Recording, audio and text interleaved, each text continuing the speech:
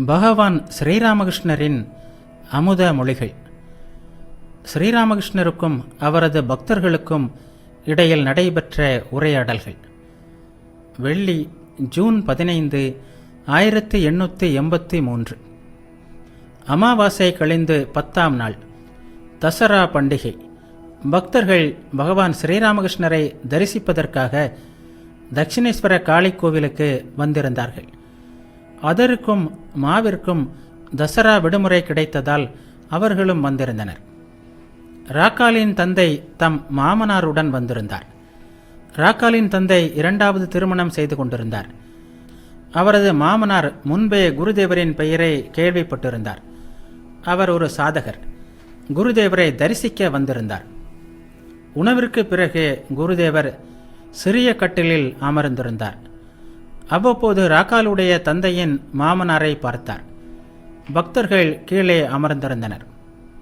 மாமனார் கேட்டார், சுவாமி, இல்லறத்தில் இருப்பவர்களால் கடவுளை அடைய முடியுமா? ஸ்ரீராமகிருஷ்ணர் புன்முறுவலுடன் கூறினார், ஏன் முடியாது? சேற்று மீனை போல் இரு. அது சேற்றில் வாழ்கிறது, ஆனால் அதன் உடலில் ஒன்றும் சேறு இல்லை. கற்பிழந்த பெண்ணை போல் இரு. வீட்டு வேலைகளையெல்லாம் அவள் செய்வாள், ஆனால் மனம் கள்ளப்புருஷனை நினைத்து கொண்டிருக்கும். இறைவனிடம் மனதை வைத்துக்கொண்டு உலக கடமைகள் எல்லாவற்றையும் செய், ஆனால் இது மிகவும் கடினம். ஜாடியில் ஊறுகாயும் பானையில் தண்ணீரும் இருக்கின்ற அறையில் விஷஜுர நோயாளியா? அவனது நோய் எப்படி நீங்கும்? ஊறுகாயின் நினைப்பு மனதில் எழுந்தாலே வாயில் நீர் ஊறுகிறதே என்று ஒரு சமயம் நான் பிரம்ம சமாஜத்தினரிடம் கூறினேன். ஆண்களுக்கு பெண்கள்தான் ஊறுகாய். போகத்தில் ஆசை மனிதனிடம் எப்போதும் இருந்து வருகிறது. இந்த இன்ப நுகர்ச்சி நாட்டம்தான் தண்ணீர் பானைகள். இந்த ஆசை தணியவே செய்யாது. ஜன்னி கண்டவன் நான் ஒரு பானை தண்ணி குடிப்பேன் என்று அடம்பிடிக்கிறான் என்றால் நிலைமை மோசமாகிவிட்டது என்று அர்த்தம். வாழ்க்கையில்தான் எத்தனை குழப்பங்கள்!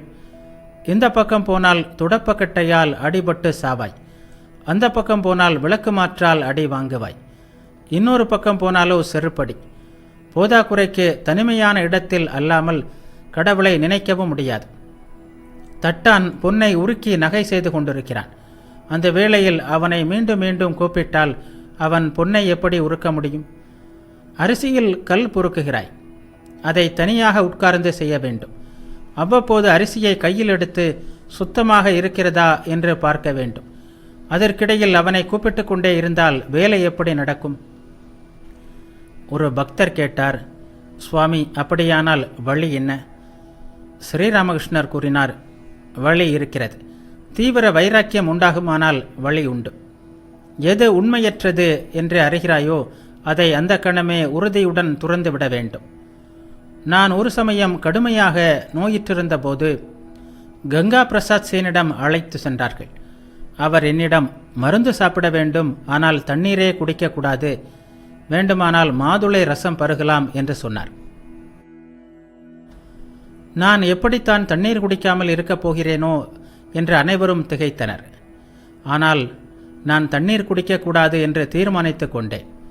நான் பரமஹம்சம் ஆயிற்றே, வெறும் ஹம்சம் அல்லவே, ராஜஹம்சம் ஆயிற்றே, பாலையே குடிப்பேன். சிறிது காலம் தனிமையில் வாழ வேண்டும். கண்ணாமூச்சி விளையாட்டில் தாட்சியை தொட்டுவிட்டால் பிறகு பயமில்லை. பொன்னாகிவிடு, பிறகு எங்கு வேண்டுமானாலும் இருக்கலாம். தனிமையில் வாழ்ந்து பக்தியை பெற்றுவிட்டால், இறை அனுபூதி பெற்றுவிட்டால் இல்லறத்திலும் வாழலாம். ராக்காலின் தந்தையிடம், அதனால்தான் இளைஞர்களை இங்கு தங்கும்படி கூறுகிறேன். இங்கே சிறிது காலம் தங்கினால் அவர்களுக்கு இறைவனிடம் பக்தி ஏற்படும். அதன் பிறகு அவர்கள் தாராளமாக இல்லறத்தில் வாழ முடியும். ஒரு பக்தர் கேட்டார், இறைவன்தான் எல்லாவற்றையும் செய்கிறார் என்றால் பிறகு நல்லது கெட்டது, பாவம் புண்ணியம் என்றெல்லாம் ஏன் சொல்ல வேண்டும்? பாவமும் இறைவனின் விருப்பம்தானே? மாமனார் கேட்டார், இறைவனின் விருப்பத்தை நாம் எப்படி அறிந்து கொள்ள முடியும்? Though great first cast least understood என்று போப்பும் கூறியிருக்கிறாரே. அனைத்திலும் குறைவாக அறியப்பட்டது ஆதி மூலமான பெரியோனாம் இறைவா நீயே என்ற அர்த்தம். ஸ்ரீராமகிருஷ்ணர் கூறினார், பாவ புண்ணியங்கள் இருக்கின்றன, ஆனால் இறைவன் அவற்றால் பாதிக்கப்படுவதில்லை. காற்றில் நல்ல வாசனை, கெட்ட வாசனை என்ற எல்லா வாசனைகளும் இருக்கின்றன, ஆனால் காற்று இவற்றால் பாதிக்கப்படுவதில்லை. அதுபோல்தான் இறைவனின் படைப்பும். படைப்பில் நல்லதும் உண்டு, கெட்டதும் உண்டு, உண்மையும் உண்டு, உண்மையற்றதும் உண்டு. எத்தனையோ வகை மரங்கள் உள்ளன. சில மாமரங்கள், சில பலாமரங்கள், வேறு சில மரங்களோ வெறும் மரி மாமரங்கள். பாருங்கள், முரடர்களும் தேவைப்படத்தானே செய்கிறார்கள். எந்த தாலுகாவில் குண்டர்கள் குழப்பம் விளைவிக்கிறார்களோ அங்கே முரடனை அனுப்ப வேண்டும். அப்போதுதான் அங்கே நிலைமை சீராகும். விஷயம் என்ன தெரியுமா? இல்லறத்தில் ஈடுபடுவதால் மனதின் ஆற்றல் செலவழிந்து போகிறது. இவ்விதம் சக்தி செலவழிவதால் மனதிற்கு ஏற்படும் இழப்பை துறவு மேற்கொள்வதன் மூலம் ஈடு செய்து விடலாம். தந்தை முதல் பிறவியை தருகிறார். உபநயனத்தின் போது இரண்டாவது பிறவி கிடைக்கிறது. துறவு மேற்கொள்ளும் போது இன்னொரு பிறவி வாய்க்கிறது. காமினி காஞ்சனம் இரண்டும் தான் தடை. பெண்ணிடம் வைக்கும் பற்று இறை நெறியிலிருந்து நம்மை திருப்பி விடுகிறது. எதனால் வீழ்ச்சி அடைந்தோம் என்பதை அவனால் தெரிந்து கொள்ளவும் முடிவதில்லை. கோட்டைக்கு போய்க் கொண்டிருந்தேன், வண்டி இறக்கத்தில் போய்க் கொண்டிருக்கிறது என்பதை கொஞ்சம் கூட புரிந்து கொள்ள முடியவில்லை. உள்ளே சென்ற பிறகுதான் எவ்வளவு கீழே வந்திருக்கிறோம் என்பது தெரிந்தது. அந்தோ ஆண்கள் எதையும் புரிந்து கொள்வதற்கு பெண்கள் விடுவதே இல்லை. என் மனைவி புத்திசாலி என்கிறான் கேப்டன். பேய் பிடித்திருக்கும் ஒருவனுக்கு தனக்கு பேய் பிடித்திருக்கிறது என்ற விவரமே தெரியாது. நான் நன்றாகத்தான் இருக்கிறேன் என்றுதான் அவன் சாதிப்பான். எல்லோரும் மௌனமாக கேட்டுக்கொண்டிருந்தனர். இல்லறத்தில் பயப்பட வேண்டியது காமம் மட்டுமல்ல, கோபமும் இருக்கிறது. ஆசைகளை நிறைவேற்றிக் கொள்வதில் தடைகள் ஏற்படுமானால் கோபம் வருகிறது. மா கூறினார், நான் சாப்பிடும்போது பூனை ஒன்று மெதுவாக வந்து காலை நீட்டி எனது தட்டிலிருந்து மீன் துண்டை எடுக்க முயலும். நான் அதை தடுப்பதில்லை. ஸ்ரீராமகிருஷ்ணர் கூறினார், ஏன் ஒரு முறை ஓர் அடி கொடு, அதில் என்ன தவறு? இல்லறத்தார் சீர வேண்டும், அதற்காக விஷத்தை கக்குவது சரியல்ல. யாருக்கும் துன்பம் விளைவிக்கக்கூடாது. பகைவர்களிடமிருந்து காப்பாற்றிக் கொள்வதற்காக கோபத்தை காட்டத்தான் வேண்டும். இல்லாவிட்டால் பகைவர்கள் வந்து துன்பம் விளைவிப்பார்கள். ஆனால் துறவி சீர வேண்டியதில்லை. ஒரு பக்தர் கூறினார், சுவாமி, இல்லறத்தில் இருந்து கொண்டு இறைவனை அடைவது மிகவும் கடினம் என்றுதான் தெரிகிறது. அப்படி அவரை அடைந்தவர்கள்தான் எத்தனை பேர் இருக்கிறார்கள்? யாரையும் காணவில்லையே. ஸ்ரீராமகிருஷ்ணர் கூறினார், ஏன் அடைய முடியாது? அந்த பகுதியில் காமார்புகூரில் அப்படி ஒருவர் இருப்பதாக கேள்விப்பட்டேன்.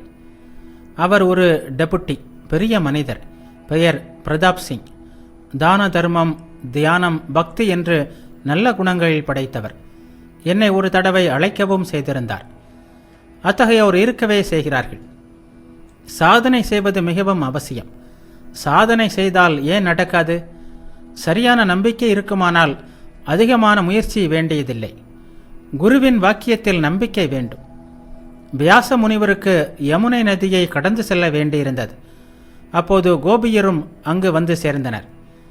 அவர்களுக்கும் ஆற்றை கடக்க வேண்டும். ஆனால் படகு எதுவும் கிடைக்கவில்லை. ஆகவே கோபியர் வியாசரிடம், சுவாமி, இப்போது என்ன செய்வது என்று யோசனை கேட்டனர். வியாசர் கோபியரிடம், உங்களை நான் அக்கறைக்கு அழைத்து செல்கிறேன். ஆனால் எனக்கு மிகவும் பசியாக இருக்கிறது. சாப்பிடுவதற்கு ஏதாவது இருக்கிறதா என்று வினவினார். கோபியரிடம் பால், பாலேடு, வெண்ணெய் எல்லாம் இருந்தன. வியாசர் எல்லாவற்றையும் உண்டார். பிறகு கோபியர் அவரிடம், சுவாமி, ஆற்றை கடக்கும் விஷயம் என்னவாயிற்று என்று கேட்டார்கள்.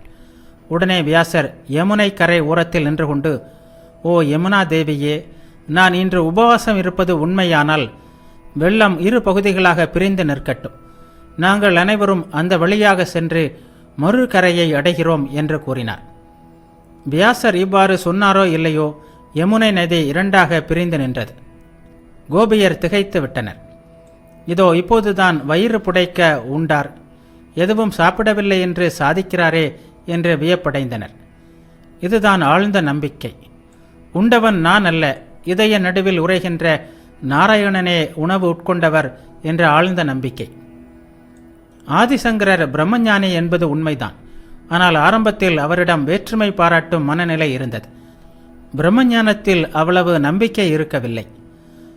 ஒரு சமயம் அவர் கங்கையில் குளித்துவிட்டு வந்து கொண்டிருந்தார். ஒரு சண்டாளன் மாமிசத்தை தூக்கி கொண்டு எதிரே வந்தான். அவனது உடம்பு சங்கரரின் மீது பட்டுவிட்டது. டேய், நீ என்னை தொட்டுவிட்டாயே என்று கூவினார் சங்கரர். அதற்கு சண்டாளன், சுவாமி, நீங்களும் என்னை தொடவில்லை, நானும் உங்களை தொடவில்லை. சுத்த ஆன்மா யாரோ அவர் உடல் அல்ல, பஞ்சபூதங்கள் அல்ல, 24 தத்துவங்களும் அல்ல என்றான். அப்போது சங்கரருக்கு உண்மை விளங்கியது. ரகுகணன் என்ற மன்னனின் பல்லக்கை சுமந்து சென்றபடியே ஜடபரதர் ஆன்ம ஞானம் பற்றி பேசினார்.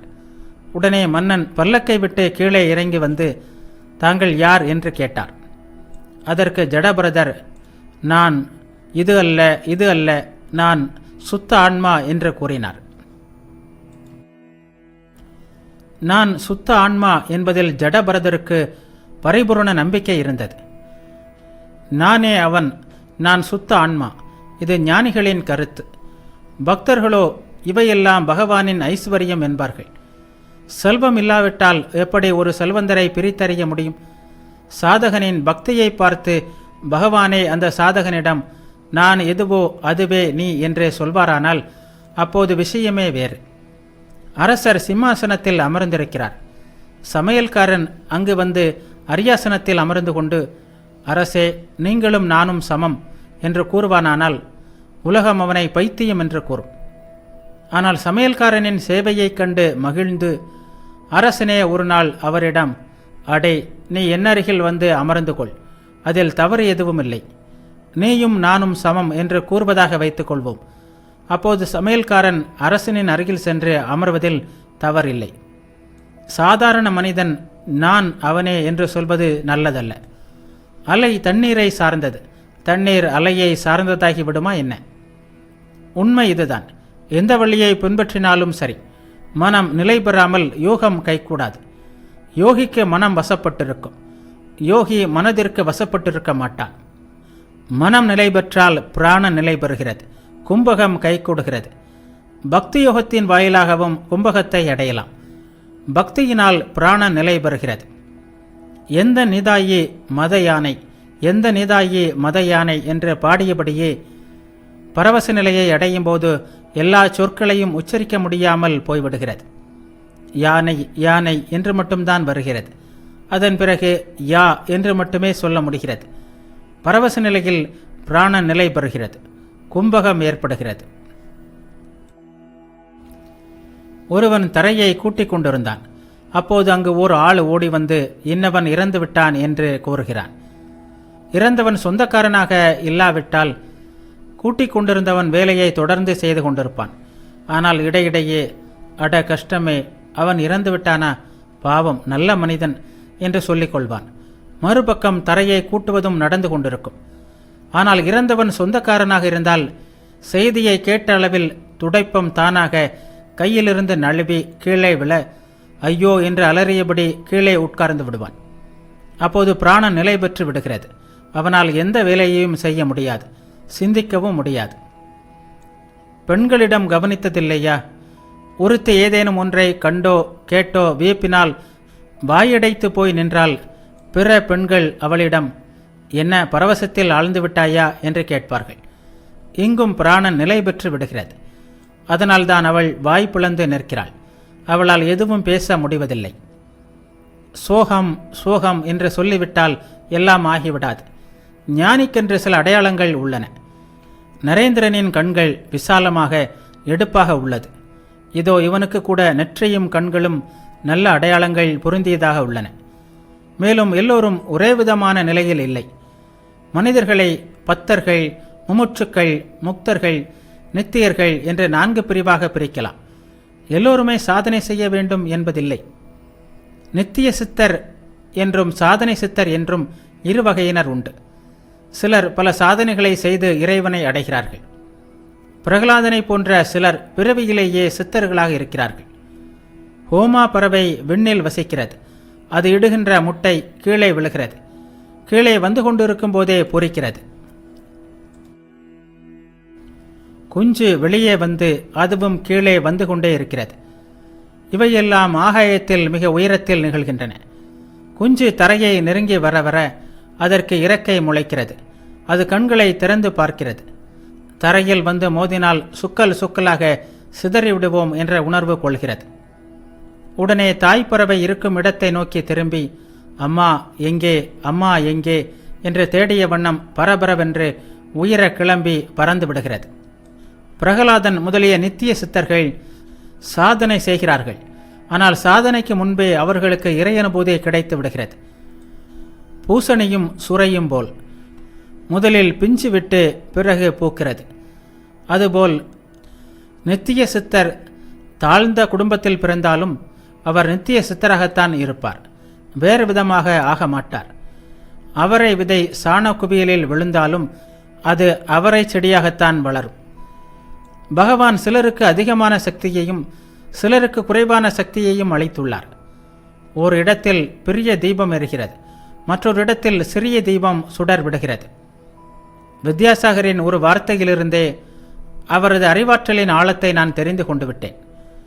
இறைவனின் ஆற்றல் வெளிப்பாட்டில் வேறுபாடு உள்ளது என்று நான் கூறியதற்கு அவர், சுவாமி, அப்படியானால் ஆண்டவன் சிலருக்கு அதிகமான சக்தியையும் சிலருக்கு குறைவான சக்தியையும் கொடுக்கிறாரா என்று கேட்டார். அதற்கு நான், ஆம், நிச்சயமாக. அவ்வாறு ஆற்றலில் ஏற்றத்தாழ்வு இல்லாவிட்டால் உங்கள் பெயர் இவ்வளவு பரவ காரணம் என்ன?